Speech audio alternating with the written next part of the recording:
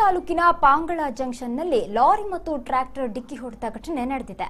ಲಾರಿಗೆ ಹಿಂಬದಿಯಿಂದ ಡಿಕ್ಕಿಯಾದ ಟ್ಯಾಂಕರ್ ಪಲ್ಟಿ ಹೊಡೆದಿದ್ದು, ಅಪಘಾತದ ರಭಸಕ್ಕೆ ಲಾರಿಯಲ್ಲೇ ಚಾಲಕ ಸಿಕ್ಕಿ ಹಾಕಿಕೊಂಡ ಘಟನೆ ನಡೆದಿತ್ತು.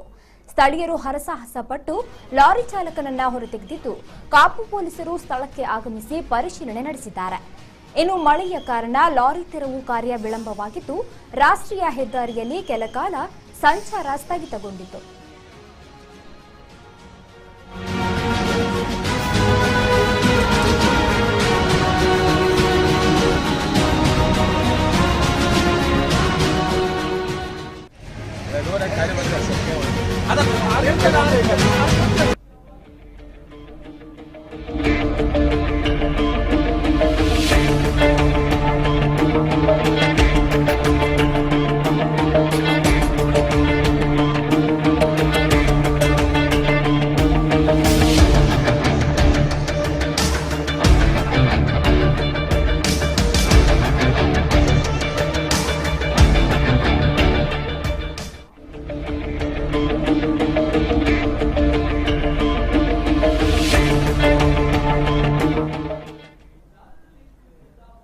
Web